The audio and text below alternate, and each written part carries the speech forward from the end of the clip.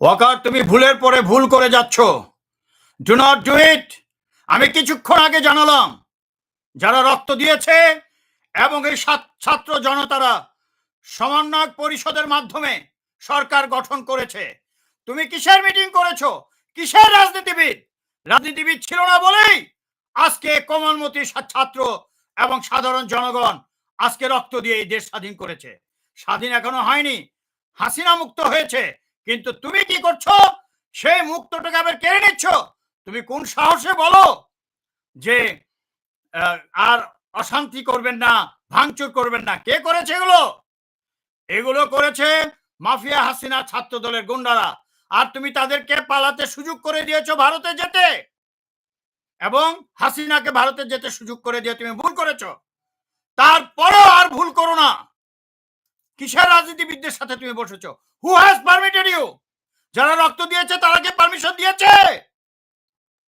আর তুমি বলছো যে একটা তত্ত্বাবধায়ক প্রেসিডেন্ট কিসের? প্রধানমন্ত্রী নাই মানে? এগুলো তুমি আগেই বলে দিয়েছি, 10 পাতা সংবিধানে আছে। কোনো সংবিধান নেই, কোনো সংসদ নেই, কোনো সরকার নেই, তাহলে প্রেসিডেন্ট আসলো কোত্থেকে? তোমাকে কে পারমিশন দিয়েছে? সমন্বয়ক পর্ষদের সরকার থেকে পারমিশন দিয়েছে প্রেসিডেন্টের কাছে যাওয়ার জন্য? Has anybody permitted you? তো তুমি সব কথা কেন বলছো? Stop it. তুমি তোমার পুরস্কার পাওয়ার যে যোগ্যতা অর্জন করেছো এটা হারিও না। কেননা তোমাকে হাসিনা বলে গেছে, ভারতীয় রসরা বলে গেছে যে এইভাবে তুমি একটা সরকার গঠন করো, হয় ইলেকশন দিবে, হয় এই হাসিনাই আসবে, আর সব গুন্ডা বন্দোবস্ত ভারতে চলে গেছে, তত্ত্বাবধায়ক সরকার হলে ওরা চলে আসবে আর অন্য একটা সরকার করবে, বা অন্য একটা গোজামিল সরকার হবে। নতুন সংবিধানের আগে কোন নির্বাচন, কোন রাজনৈতিক সরকার, রাজনৈতিক লোক দেখতে চাই না। তাহলে রক্তের বন্যা আরো ববে, এই জনগণ, ছাত্র জনতা আরো রক্ত দিবে। তারা কোনো ভাঙচুর সন্ত্রাসী করেনি। এখন যে লুটপাট করছে প্রেসিডেন্ট এবং গণভবনে, এটা ভারতীয় লোকরা করছে। স্বাধীনতার পর ভারতীয় লোকরা লুটপাট করেছে আর বিশৃঙ্খলতা দেখাচ্ছে। আর তুমি সেই সুযোগ, তোমাকে দিয়ে সুযোগ নেওয়া হবে? কোনো সুযোগ নেবে না। রাষ্ট্র এখন চলছে সমন্বয়ক পর্ষদের মাধ্যমে, তারা সরকার গঠন করেছে।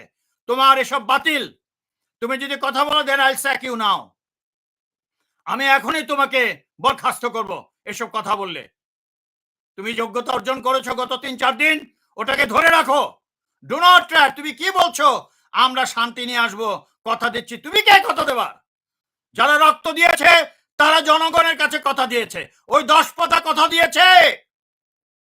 তুমি এখন শুনবে এই সরকারের, অর্থাৎ সমন্বয় পর্ষদ সরকারের কথা শুনবে, আর কারো নয়।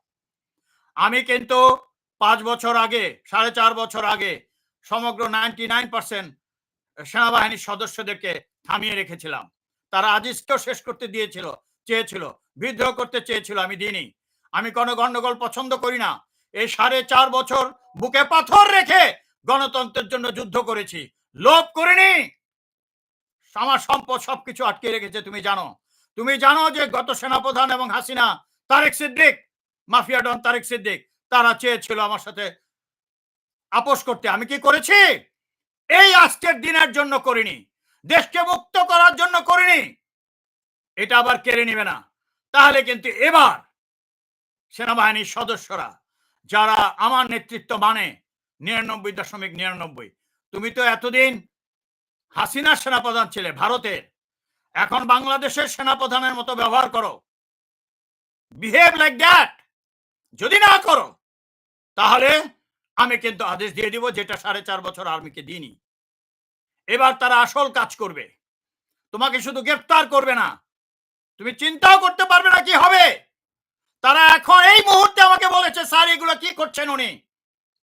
53 বছর ধরে আমরা সেনাপ্রধানদের দিয়ে অত্যাচারিত হয়েছি, আর হতে চাই না। উনি কে সরকার বানানো স্যার? আপনি বলেন। সেনাবাহিনীর প্রায় 100% সদস্যরা বলছে আমরা এই সমন্বয়ক পর্ষদের সরকারের অধীনে। উনি যদি না মানে, স্যার বলুন, আমরা ওনাকে পাকড়াও করছি। আমি এটা করতে চাই না। আমি চাই না কোনো সেনাপ্রধানের হাতে সেনাবাহিনীর সদস্যরা হাত দিক। Behave yourself. সরকার গঠন হয়ে গেছে সমন্বয় পর্ষদের মাধ্যমে, তাদের কথা শুনো। নতুন সংবিধান হবে, শান্তি হয়ে গেছে, অশান্তি সমন্বয় ছাত্র জনতা করেনি। এইসব সৃষ্টি করে আর একটা সুযোগ সৃষ্টি করো না আবার টেক ওভার করার জন্য। Wake up, pull up your socks, do not do mistake. It's not a mistake, this will be blunder in your whole life. Do not do it. আমি অত্যন্ত শান্তিপ্রিয়, কথা যদি জোরে বলি, আজ পর্যন্ত আমার শত্রুর বিরুদ্ধে প্রতিশোধ নিইনি, কোনো প্রতিশোধ নেওয়া হবে না। আগে দেশের মানুষের পেট ভরতে হবে, ইন্ডাস্ট্রি চলতে হবে, স্কুল কলেজ চলতে হবে, নতুন সংবিধান হবে, ডেমোক্রেটিক সিস্টেম সংস্কার করা হবে। জীবনের সংবিধানই ছিল না, সেটা হবে। চুক্তির কি হবে? 145-এর ক সংবিধানে যেটা পৃথিবীতে নাই, এগুলোর কি হবে? তুমি এগুলো না বলে, জনগণের দাবির কথা না বলে আলতু ফালতু কথা বলছো। আর যে যে রাজনীতিবিদরা বসেছে, প্রিয় দেশবাসী, দেখুন তো কে ছিল এই রাজনীতিবিদগুলো? ওরা তো নিশ্চয়ই হাসিনারই লোক। হু আর দে? রক্ত দিবে বছরের পর বছর সাধারণ জনগণ, আর এসে বসবে সব ওই যে বারবার ঘুঘু এসে ধান খেতে দিব না, সেটা আর হবে না। এই ঘুঘুদের স্থান নয় যারা সব সরকারের সময় সুন্দর জীবনযাপন করেছে। সরকারের সাথে না থাকলে হয় মৃত্যুবরণ করেছে, না হয় দেশান্তর হয়েছে।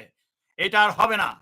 তুমি এগুলো বন্ধ করো। You work under command of this councillors, I mean the coordinators, and they have already formed the government. আমি আবারও বলছি, do not do this mistake. আমি দরকার হলে 48 ঘন্টা ঘুমাইনি, আগামী 48 দিন ঘুমাবো না, বাট এই নিয়ন্ত্রণ চলতে থাকবে। এই রক্ত বৃথা যেতে দেওয়া যাবে না। ভারতীয় রসরা তোমাকে প্রোগ্রাম দিয়ে গেছে যে এইভাবে করো, এই বাটপারগুলো নাও, রাজনীতিবিদগুলো, এবং একটা সরকার গঠন করে ফেলো। কিসের প্রেসিডেন্ট? চুপ্পু বরখাস্ত হয়ে গেছে অনেক আগেই। এই চুপ্পু চাপ্পু এগুলো সব দুশ্চরিত্রের ব্যক্তিত্ব। এরা দেশের কিছু বোঝে? This will not take place. Mistake করো না। আমি যেন সেনাবাহিনীকে আবার আদেশ না দিই। তারা সম্পূর্ণ আমার কথায় প্রস্তুত হয়ে আছে, এই ভুল হতে পারে না। তারা আর অত্যাচারিত হইতে চায় না। তারা বারে বারে অত্যাচারিত হয়েছে, আর হতে চায় না। তারা চায় আইন অনুযায়ী, মর্যাদা অনুযায়ী চাকরি করতে। যখন তখন লাথি খেয়ে বের করে দেওয়ার সিস্টেম থাকবে না। ওটা ছিল সে কলোনিয়াল সিস্টেমে, সেই যে কলোনিয়াল সিস্টেম অর্থাৎ ব্রিটিশ আমলের, ওই আইন আর থাকবে না। এখন জনগণের আইন হবে। তোমাকে আবারও বলছি, তুমি জনগণের অধীনে, তোমার অধীনে কেউ নয়। তুমি শান্তি আনার কে? যারা রক্ত দিয়েছে তারাই শান্তি নিয়ে আসবে। Stop this nonsense. Do not follow this Ross Indian Ross strategy, a horrible terrible strategy. গত 52 বছর, তারা 53 বছর ধরে আমাদের শোষণ করেছে। আবার ওটাতে ঢুকলে জনগণ, সামরিক বাহিনী তোমাকে ছাড়বে না। I am telling you, stop it. Thank you.